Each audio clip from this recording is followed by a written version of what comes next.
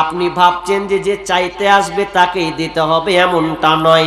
আপনাকে আমি লিস্ট করে দেব এমন এমন পরিবার, আমাদের এলাকায় এমন এমন ঘর আছে যেই ঘরগুলোতে ওর প্রয়োজন আছে কিন্তু আসতে পারে না লজ্জাতে, না আমি চাইতে যাব না, কিন্তু ওই লোকটার সেই দিনকে উনুন জ্বলার আনন্দ করার জিনিস কিন্তু সে হাত কিন্তু পাতে না।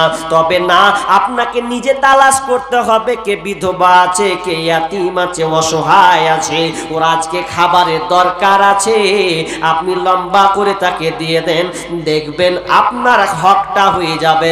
কিন্তু যদি এই হাদিসের আলোকে এটাই প্রমাণ পাওয়া যায়, যদি ঈদের পরে কেউ বিলি করে বেড়ায় তাহলে ওটা ফিতরা হিসাবে গণ্য হবে না, ওটা সাধারণ দান হয়ে যাবে।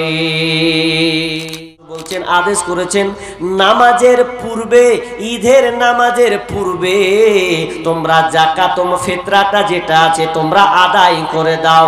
ঈদের মাঠের যাওয়ার আগে আগে গরিবদেরকে তুমি পৌঁছে দাও, যাদের হক তাদেরকে দাও। কারণটা কেন?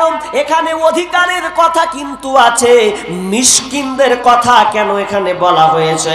মিসকিনরা সেই দিন যেন তারাও আপনার সঙ্গে যেন আনন্দ উল্লাস মেতে যায়, সেদিন যেন তাদেরকে দাঁড়ে দাঁড়ে ঘুরে বেড়াতে না হয়, সেদিন যেন হাত পাততে না হয়, তারাও যেন আপনার সাথে সামিল হয়ে তারাও যেন নিজের ঈদটাকে উদযাপন যেন করতে পারে, আনন্দ উল্লাস করতে পারে, তার বাড়িতে যেন উনুন হাঁড়িটা যেন জ্বলে। এই জন্য প্রত্যেকটা ব্যক্তিকে খেয়াল রাখতে হবে। বিশ্বনবী বলছেন যে তোমরা যারা যাকাত দাও তারা ঈদের মাঠে যাওয়ার আগে আগে গরিবদের পৌঁছে দাও। আমরা কি করছি? সর্দারকে দিয়ে দিয়েছি, সর্দার বুঝে নেবে নাকি? সর্দারকে দিয়েছি, সর্দার বুঝে নেবে। গত তরশুদিনকে এক সর্দারের সঙ্গে গল্প করছি, গল্প করতে করতে করতে আমি বললাম যে দাদা কি করেছেন এবার? যে দুটা নিয়ম করেছি। কি করেছেন? যে যার মনে হয় চাল দেবে, যার মনে হয় টাকা দেবে। ভালো করেছেন, যাক একটা ভালো। যে চাল দিবে তো আবার আবার বলে দিয়েছে চাল আমি বইতে পারবো না, যে চাল দিবি সে দিয়ে দিবি। তার আগেবার চাল করেছিল, তো করতে যে কি হয়েছে, সবটি বস্তা বাড়িতে ভরে রেখে দিয়েছে, দিতে যায়নি। এখন ঈদের পরে কাকে হচ্ছে কাকে দিয়ে বাড়াবো? ভুলটা তো ওখানেই আছে। আপনাকে চাউল দিল তো আপনি রাখলেন কেন? না পারবেন তো বলে দেন যে আপনার হক আপনি দিয়ে দেন ধরে, কিন্তু মেন জায়গায় নয়। ওই একজন সর্দার পুরো চল আপনার কিনা 20 থেকে 25 বস্তা চাল কেসে নষ্ট করেছে।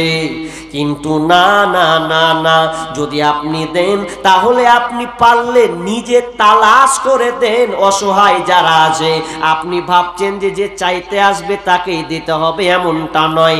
আপনাকে আমি লিস্ট করে দেব এমন এমন পরিবার, আমাদের এলাকায় এমন এমন ঘর আছে যেই ঘরগুলোতে ওর প্রয়োজন আছে কিন্তু আসতে পারে না লজ্জাতে, না আমি চাইতে যাব না, কিন্তু ওই লোকটার সেই দিনকে উনুন জ্বলার আনন্দ করার জিনিস কিন্তু সে হাত কিন্তু পাতে না।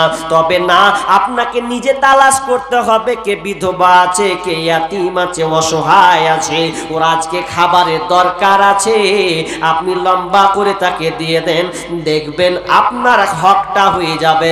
কিন্তু যদি এই হাদিসের আলোকে এটাই প্রমাণ পাওয়া যায়, যদি ঈদের পরে কেউ বিলি করে বেড়ায় তাহলে ওটা ফিতরা হিসাবে গণ্য হবে না, ওটা সাধারণ দান হয়ে যাবে। গরিবের হক আমরা ঠিক মতন দিইনি, নাই রাজি নাই। একটা গেল, একটা গেল। কিন্তু ফিতরা এটা গরিবের হক। কত দিবেন গো? 2.5 কিলো, তাই তো? 2.5 কিলো, কে বলছেন 3 কিলো। ভালো কথা, তো আপনি দিচ্ছেন। গরিবের হক কেমন করে বুঝেন? আপনারা যদি 6টা সদস্য হন, 6 জন, তাহলে অন্তত 2.5 কিলো করে গেলে 15 কিলো আসবে, আসবে না? আর 15 কিলো 50টা লোক হলে প্রায় 125 কিলো চাল বের হবে। ওটা কে খাবে? গরিব অসহায়, তার অধিকার, সে খাবে। একটা গেল। আচ্ছা, একটা আনন্দ ছাড়েন, আর একটা আনন্দ হয় ঈদুল আজহা নাকি কুরবানির ঈদ। আনন্দটা আরো স্পেশাল আনন্দ। ওই আনন্দ ওইখানে গরিবের হক আছে, আল্লাহ তাআলা একটা একটা করে সাজিয়ে দিয়েছেন, আপনি অবাক হয়ে যাবেন। আপনার গ্রামে যদি 25টা খাসি কুরবানি হয়, 25টা খাসি যদি আপনার এলাকায় কুরবানি হয়, তাহলে বলেন তো, যদি কোনো সর্দার মনে করে 25টা লোক খাসি কুরবানি করেছে, তাহলে প্রত্যেকটা বাড়ির কাছে প্রত্যেককে যেন 2 কিলো করে যদি খাসির মাংস জমা করা হয়, বলেন তো কয় কিলো জমা হবে? 50 কিলো। ভাষা বুঝছেন আমার? তাহলে 25টা লোক যদি খাসি কুরবানি করে 2 কিলো করে টানে, 50 কিলো জমা হবে। আর ওই জমা টাকার হক, তো ওটা হচ্ছে গরিবের হক। আল্লাহ বলছেন ফাকুলহু মিনহা ওয়া আতিমুল কানিয়া ওয়া মুতাররা। আল্লাহ সুবহানাহু ওয়া তাআলা বলছেন তুমি নিজে খাও, ফকিরকে দাও, যে চাই তাকে দাও, যে চাই না তাকে দাও।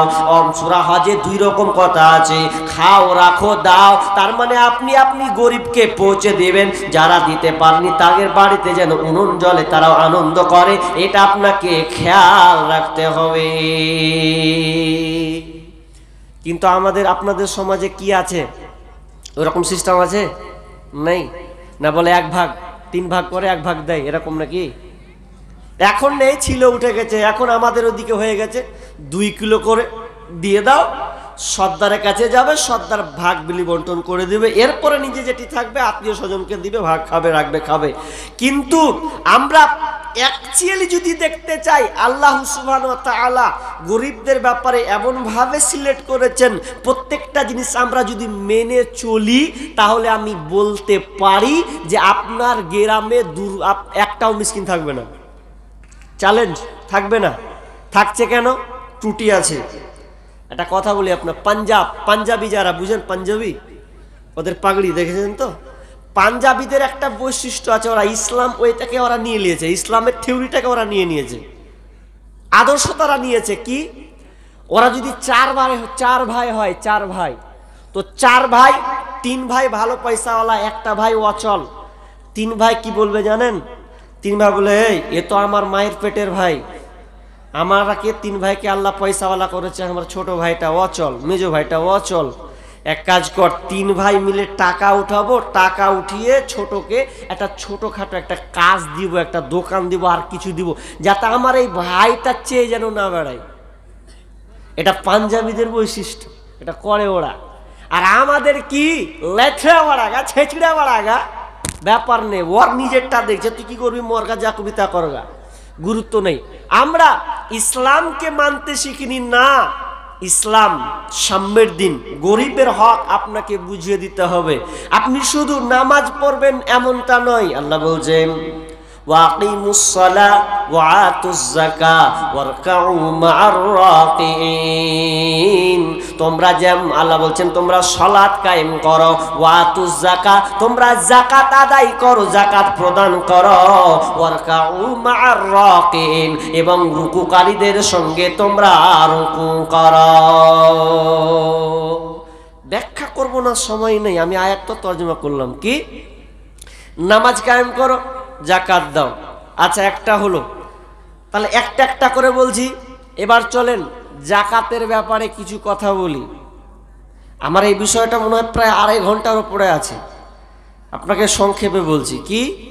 যে যাকাত, এই যে আপনার মালকে আপনি পরিশুদ্ধ করবেন, আজকে বর্তমানে যাকাতটা এমন হয়ে গেছে, লোকের কাছে ভারী হয়ে গেছে। অথচ আপনাকে যাকাতের ব্যাপারে কিছু তথ্য দেব, বিস্তারিত নয়, সংক্ষেপে তথ্য দিব। আপনি নিজে নিজে বিবেকে ভাববেন যে আমার উপরে যাকাত ফরজ হয়েছে কিনা। একবার ভাববেন, ভাবতে হবে আপনাকে, কারণ আপনি নামাজ পড়বেন আর যাকাত দিবেন না, এত সস্তা নয়। আপনি বাঁচতে পারবেন না, টিকতে পারবেন না কিয়ামতের মাঠে।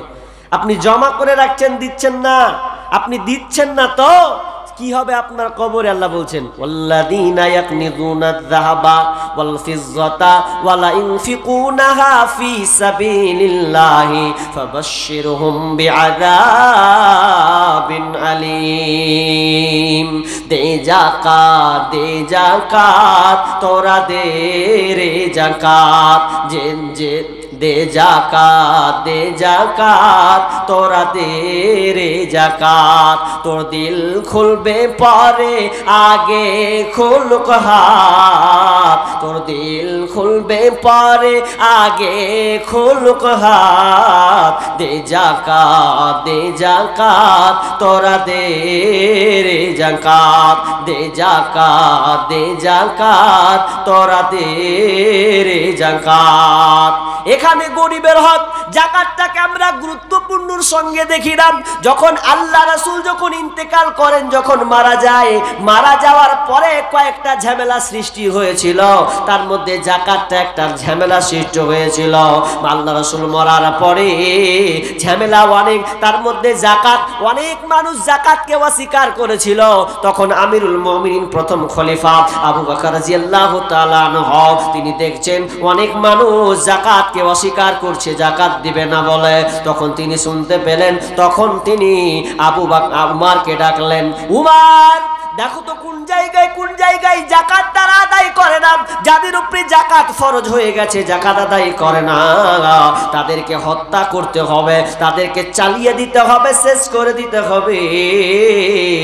আমি তখন উমার রাদিয়াল্লাহু তাআলা বলছেন, আমিরুল মুমিনিন আপনি যে হত্যার কথা বলছেন, কাতালের কথা বলছেন, তাদেরকেও কাতাল করে দিতে হবে।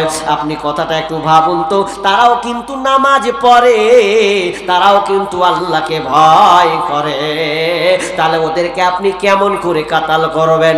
আবু বকর বলছেন, যখন বিশ্বনবী বেঁচে ছিলেন তখন তো তুমি বাঘের মতন দেখতে লাগতো তোমাকে, এখন তুমি হয়ে গেছো আপনার গরুর মতন, যেন তোমার হয়ে গেছে ভেড়ার মতন।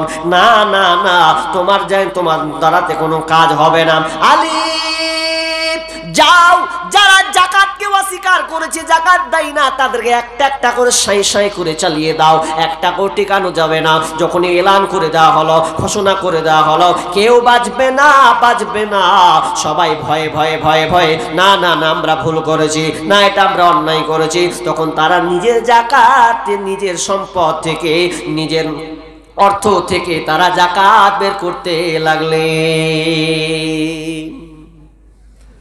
মুসলমান হলেও কিছু সাই করে চালিয়ে দেওয়া রাখা যাবে না, কিন্তু আমরা জাকাত দিচ্ছি না। জাকাতের মশলা মৌলভী সাহেব আপনাদের বলেনি? বলেছে, গুরুত্ব নাই।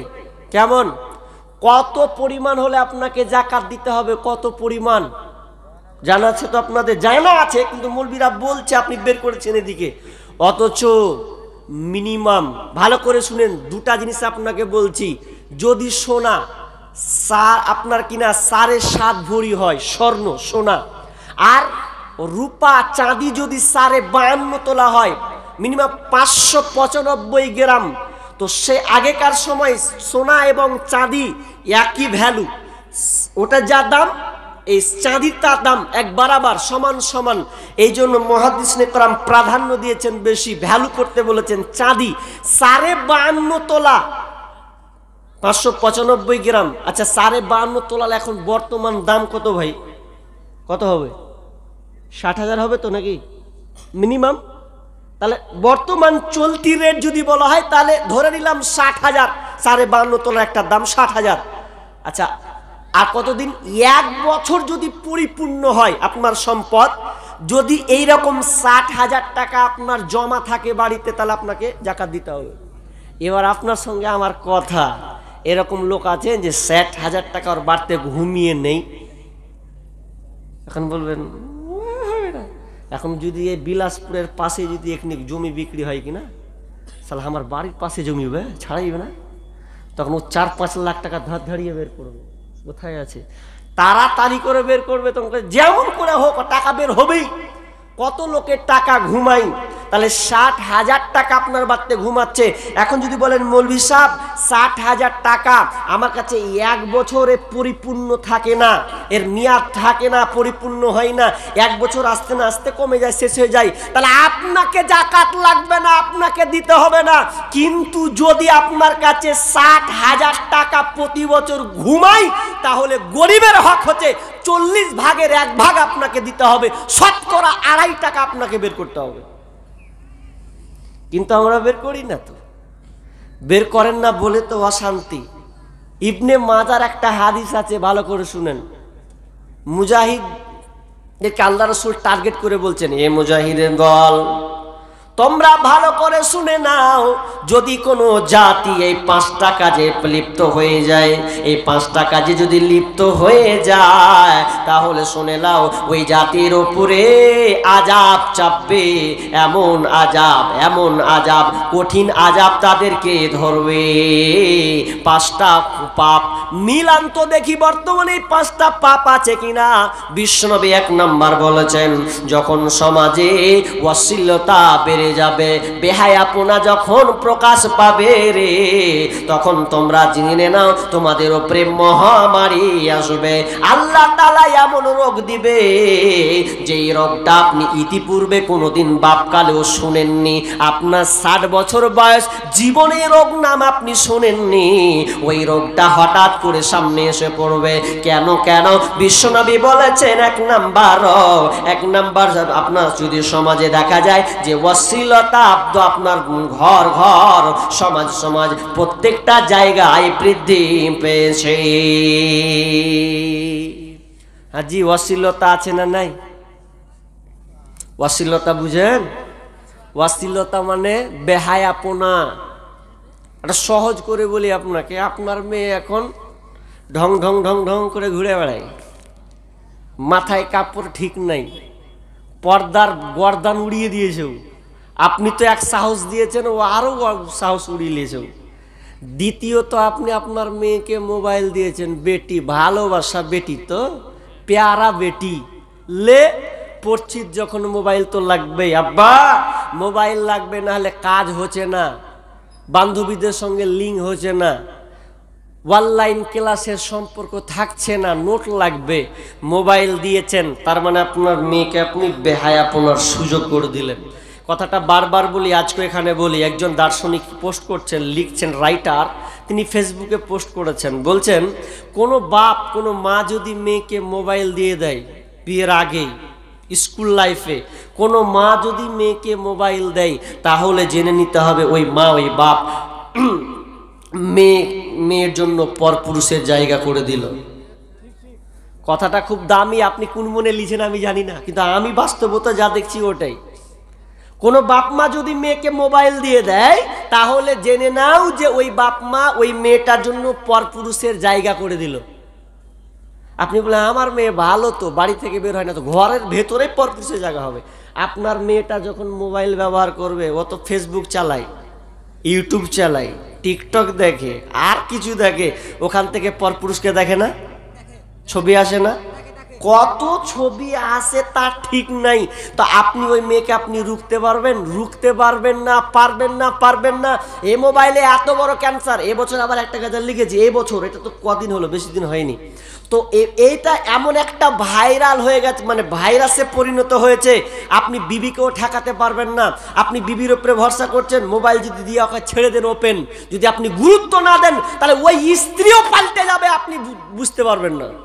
পরে আপনি বুঝবেন যে আমি কত বড় অপরাধ করলুম। এই আবার কেমন যুগ আইল রে, ঈমানকে খাইল, এই আবার কেমন যুগ আইল। যুবক যুবতীর মোবাইলে চলছে শুধু হেলা, এই আবার কেমন যুগ আইল রে, ঈমানকে খাইল, এই আবার কেমন যুগ আইল। রং নাম্বারে ফোন করিল, রিসিভ করিল মেয়ে, প্রথম লগ্নে প্রেম কাহিনী উঠালো জমিয়ে, আর দ্বিতীয়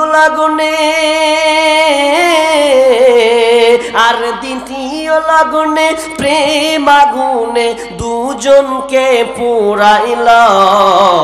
এই আবার কেমন যুগ আইল রে, ঈমানকে খাইল, এই আবার কেমন যুগ আইল।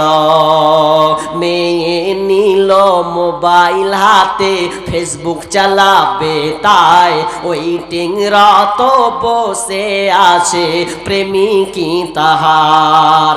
মেয়ে নিল মোবাইল হাতে, হোয়াটসঅ্যাপ চালাবে তাই, ওই টিংরত বসে আছে প্রেমিকি তাহার, আর সারা রাত চ্যাটিং করে, সারা রাত চ্যাটিং করে দুজনকে পুরাইল।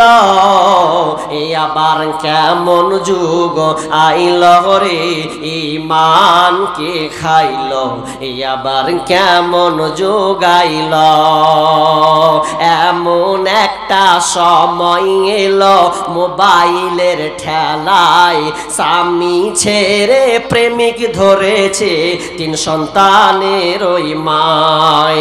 এমন একটা সময় এলো মোবাইলের জ্বালায়, স্বামী ছেড়ে প্রেমিক ধরেছে 3 সন্তানের ওই মায়। আর লজ্জা শরম বিক্রি করে, হায়া শরম বিক্রি করে নতুন সংসার যে বাঁধিল। এ আবার কেমন যুগ আইল রে, ঈমানকে খাইল। এ আবার কেমন যুগ আইল। অশ্লীলতা প্রকাশ পেয়েছেন, মোবাইল আপনার মেয়ের হাতে দিয়েছেন মানে আপনার মেয়েকে আপনি নষ্ট করেছেন। খোঁজ লাগান, গুরুত্ব লাগান। যদি আপনি গুরুত্ব না দেন আপনার ছেলেকে মেয়েকে, আফসোস লাগেন। আজকে মোবাইলের কারণে ভালো তো আছে, খারাপের দিকটা এতটা হয়েছে। আজকে লাইলাতুল কদর আমরা যখন ছোট ছিলাম এতটা মোবাইল কিন্তু হাতে নেওয়ার পর নেওয়ার কোনো উপযুক্ত ছিল না। আমাদের সময় এতটা ছিল না ছোটবেলাতে, কিন্তু আজকে মোবাইল এসেছে। অনেক যুবক লাইলাতুল কদরের নামে আল্লাহকে ফাঁকি দিয়ে মোবাইল রাত 12টা 1টা পর্যন্ত আপনার ছেলে প্রেমিকার সঙ্গে রাত কাটায়, আপনার সময়কে অতিবাহিত করে। আবার ও নিজেকে বলছে আমি রাত জাগছি।